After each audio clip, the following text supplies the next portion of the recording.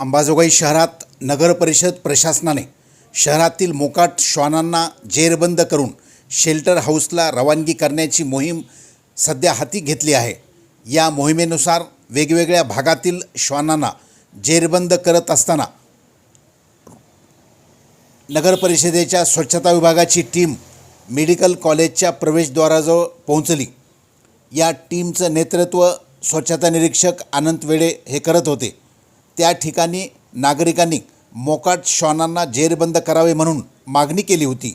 त्यानुसार आज सकाळी नगर परिषदेची टीम त्या ठिकाणी गेली असता एका श्वानाला पकडून पिंजऱ्यात टाकत असताना अचानक एक मनोरुग्ण शरीराच्या भोवती रिकाम्या बाटल्या बांधलेला जेरबंद केलेल्या श्वानाला सोडावे म्हणून पिंजऱ्याला धरून बसला।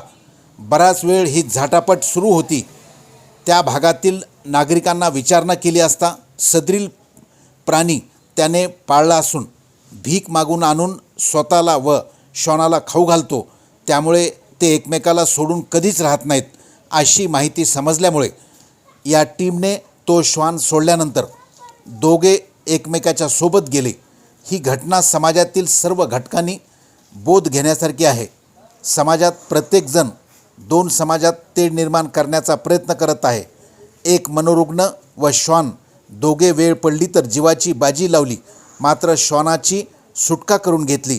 असेच प्रेम स्नेह दोन वेगवेगळ्या समाजात निर्माण करून कटुता कमी केली पाहिजे। आजच्या घटनेतून समाजात विष पेरणाऱ्या मंडळींनी धडा घेतला तर बरीच कटुता कमी होऊ शकते। प्रश्न आहे, पुढाकार कोणी घ्यायचा? या संदर्भात आपणास काय वाटते? आपल्या प्रतिक्रिया कॉमेंट बॉक्समध्ये कळवा।